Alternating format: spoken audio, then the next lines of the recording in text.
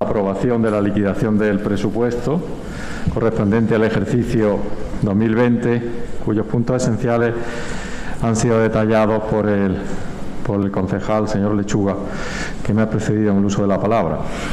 No obstante, sí que me interesaría destacar otros parámetros, otras magnitudes del punto de vista económico o presupuestario que también se contienen en el expediente que nos ocupa.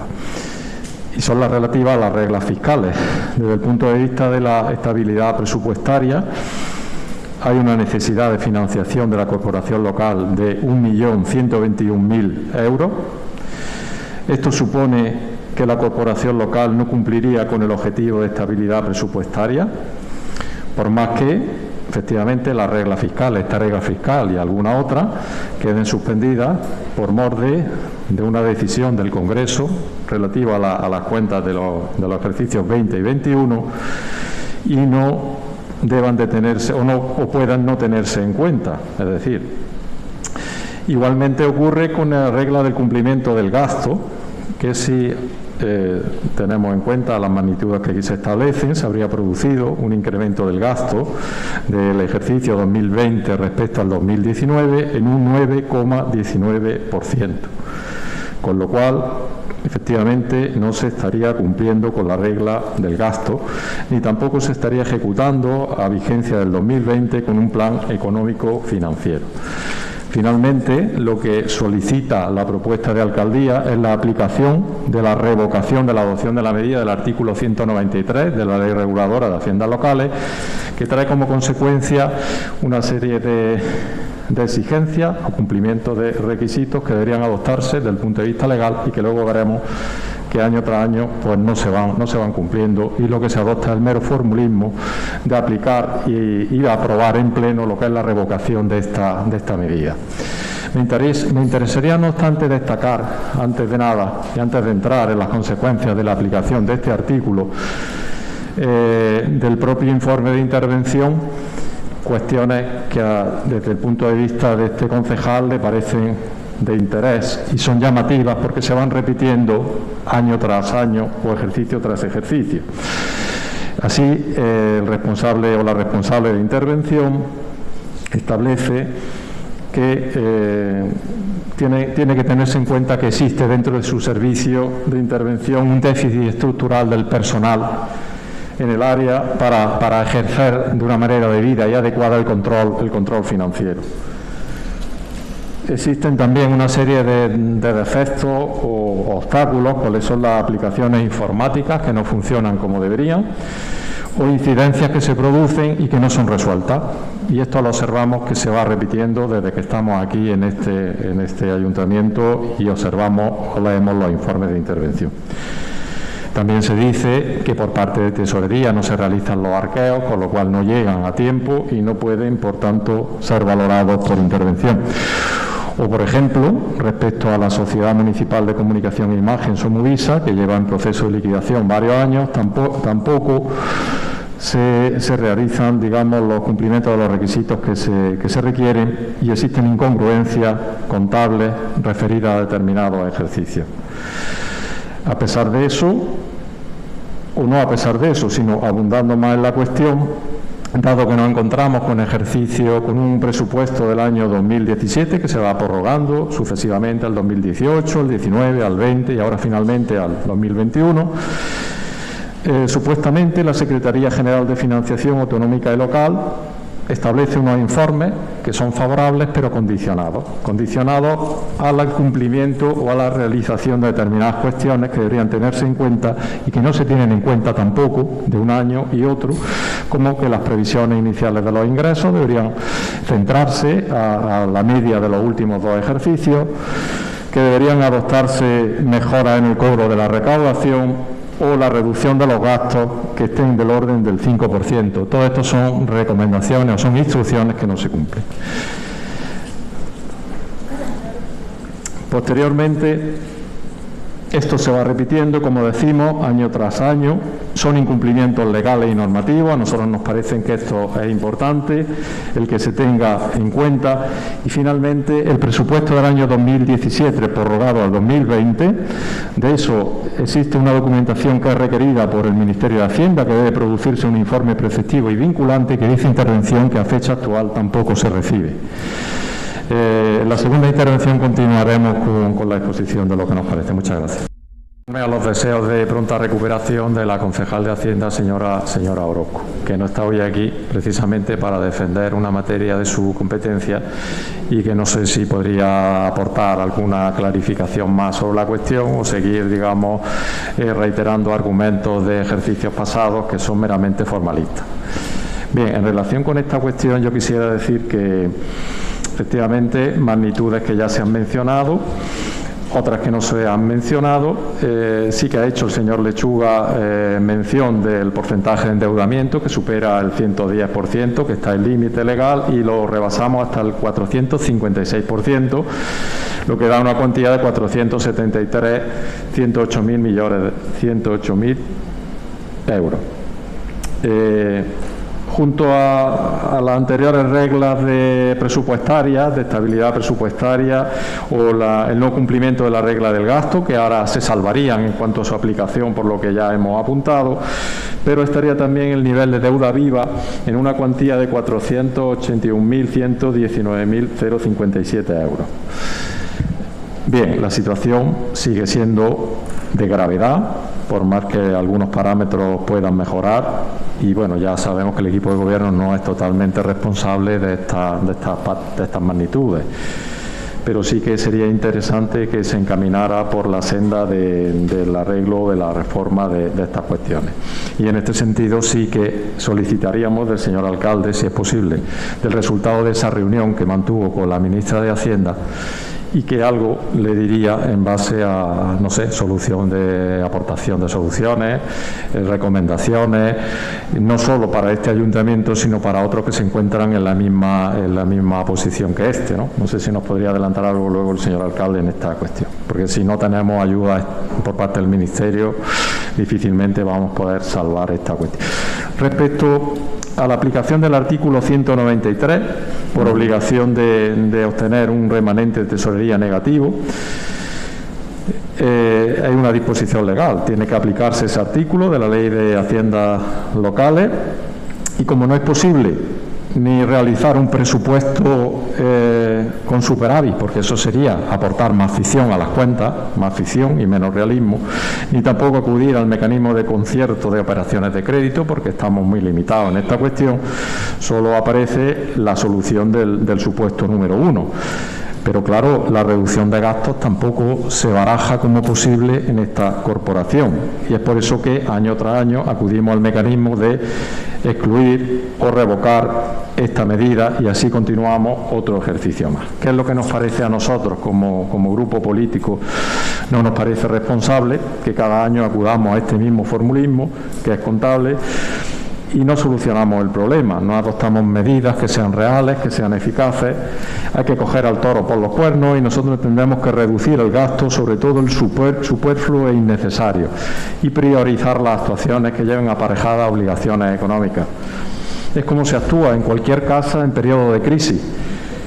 Como no vemos que se adopten estas decisiones, no podemos compartirlo, no podemos avalarlo con nuestro voto, ni siquiera sea con la abstención, y no podemos permanecer impasibles. Queremos llamar y dar un toque de atención, porque entendemos que los ciudadanos de Jaén deben conocer siempre la situación real que tienen las cuentas de su ayuntamiento y ser conocedores actualmente o con actualización de la realidad económica que tiene.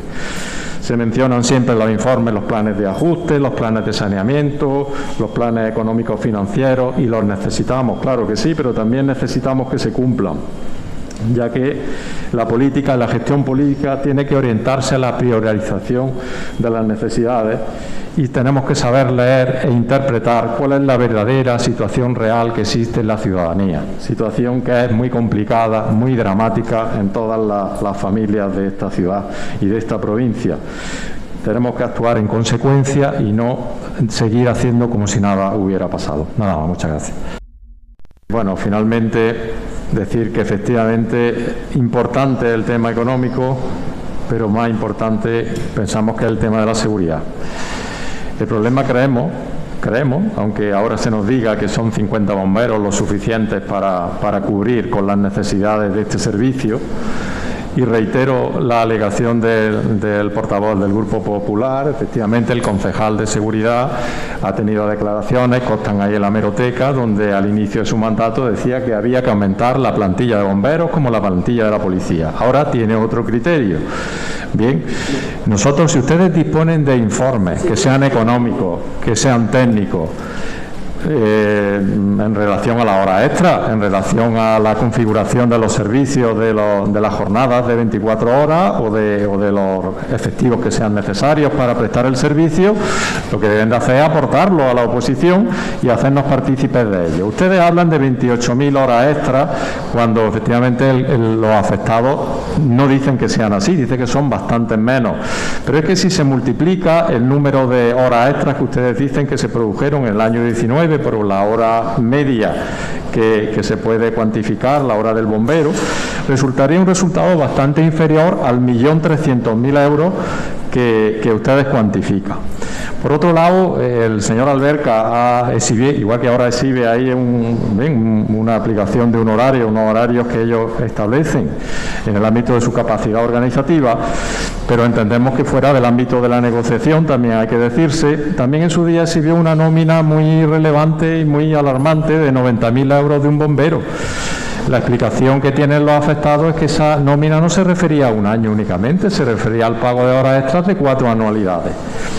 Mencionan que hay 250 sentencias para el pago de las horas extras y se olvida decir que el mismo equipo de gobierno derivan a los trabajadores de este ayuntamiento a que reclamen su hora extra ante los juzgados, ya que efectivamente un crédito salarial reconocido judicialmente goza de una mayor protección a la hora de ser cobrado. Pero en cualquiera de los casos, si esas horas están trabajadas y el trabajador las ha realizado, pues es lógico que las reclame, no podemos ser así. No se puede ser de otro modo.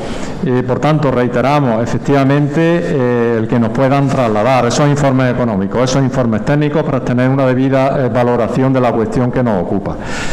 Hombre, nos parece que llama poderosamente la atención que en su día se estableciera una plantilla con 18 efectivos diarios, 18 efectivos al inicio, y eso sería en base a criterios técnicos que posteriormente se redujeran a 14 personas, que es un mínimo que ellos entienden como técnicos que es el que debe que mantenerse, y que ustedes estén pensando, pues no sé, en reducirlo a 8 personas, a 8 bomberos. Esto llama la atención. Esperemos que no sea, y nosotros nos tememos que esto pueda ser a costa de la seguridad de los ciudadanos. Basta que se produzcan, como se ha dicho, 2 incendios de entidad para que esté una parte de la plantilla atendiendo uno y el siguiente pues no pueda ser atendido. No pueda ser atendido con las consecuencias indeseables y el perjuicio que se pueda dar.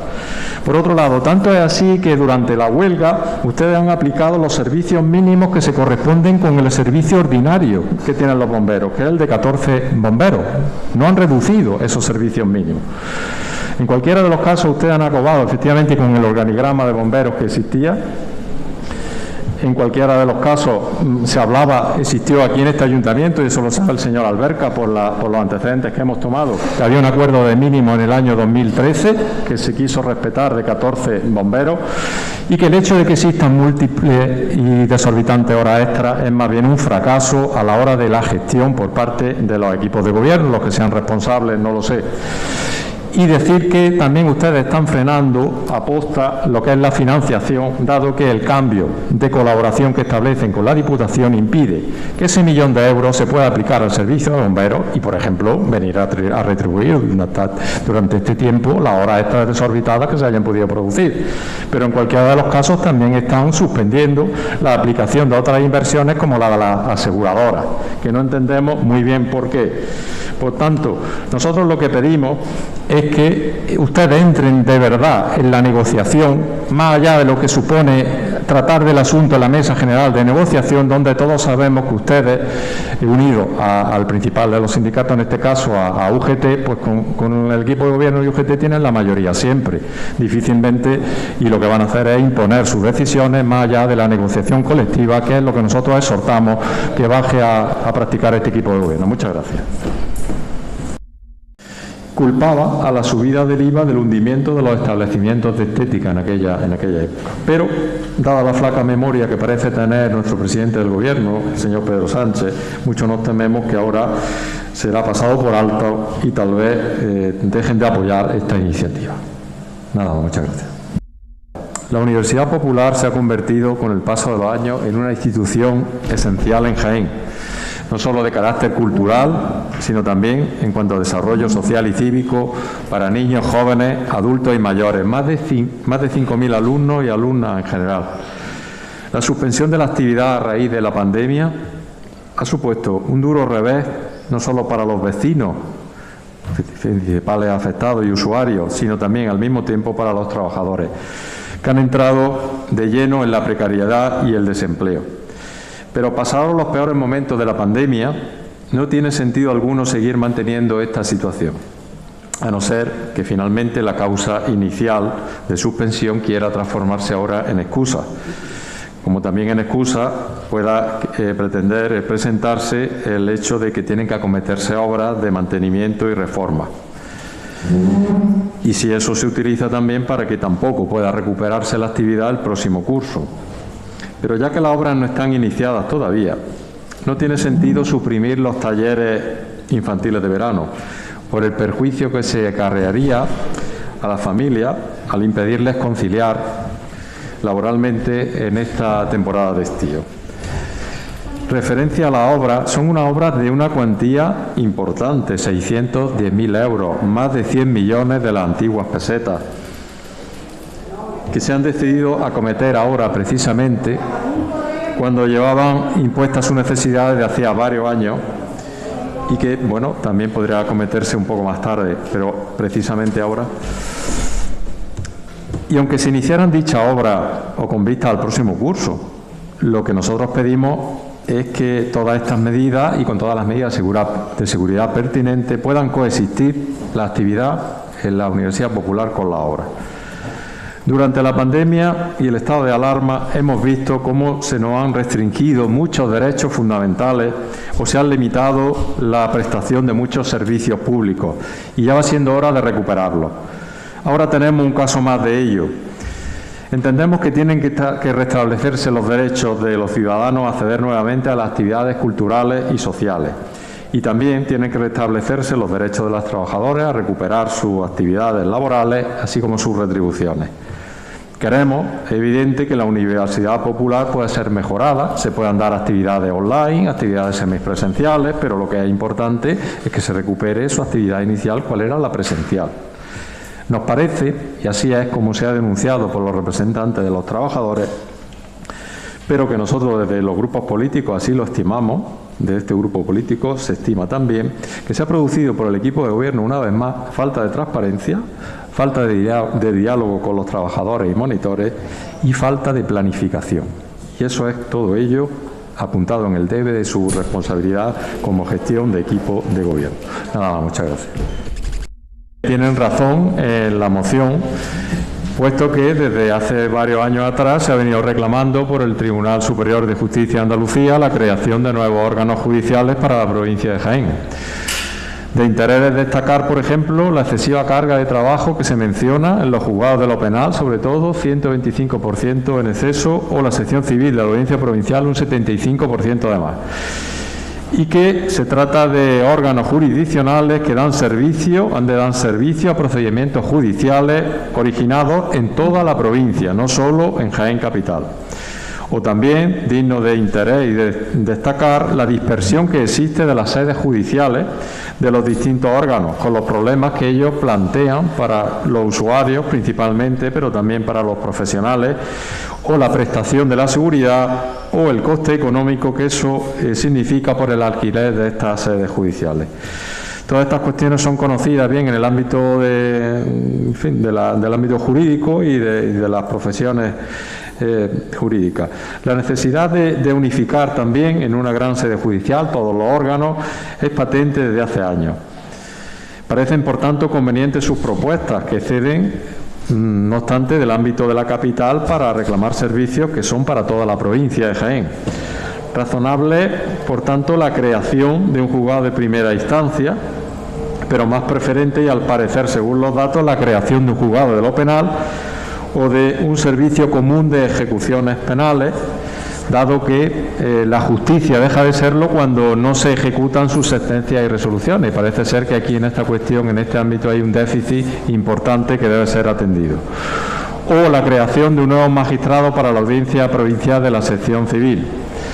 No disponemos, no obstante, de los informes técnicos adecuados o más actuales sobre la cuestión y entendemos que sería muy conveniente la aportación del resto de grupos sobre estas peticiones, porque pueden ir incluso al aumento, como ahora haré en relación con la adición que se presenta por el Partido Popular, o para priorizarlo cuando haya escasez a la hora de aplicar o conceder uno u otro, tratar de priorizar cuáles serían los preferentes. En cualquiera de los casos, estamos conformes con el contenido principal. Quisiéramos escuchar al resto del grupo y sí que nos pronunciamos ya respecto a la adición que presenta el Grupo Popular, porque efectivamente nos parece conveniente que, ya que estamos pidiendo la creación o la provisión de una plaza más de magistrado en la Audiencia Provincial, pues ¿por qué no? Y parece que es conveniente que sean dos, lo que parece que hace falta, ¿no? O bien, desde el punto de vista distributivo de la organización, la declaración de exclusividad del Juzgado de lo Penal número 4, para que se ocupe exclusivamente de las competencias en materia de violencia. Existía, como hemos comentado antes de este pleno, una reivindicación anterior de que también el Juzgado de Violencia sobre la Mujer se encargara de los asuntos que se producen en el ámbito del Partido Judicial de Martos. No sé si esta reivindicación se continúa manteniendo o no. Y, en fin, queremos decir que, no obstante, efectivamente, inicialmente la moción del Partido Socialista viene encabezada o suscrita por el representante de comisiones obreras, pero que son muchos los colectivos que aquí tienen muchas cosas que decir, como el resto de los sindicatos, el Tribunal Superior de Justicia, probablemente los representantes de los jueces o secretarios o resto de funcionarios, el Colegio de Abogados, procuradores, etcétera. No obstante, ya decimos que el contenido principal de la moción nos parece bien. Muchas gracias.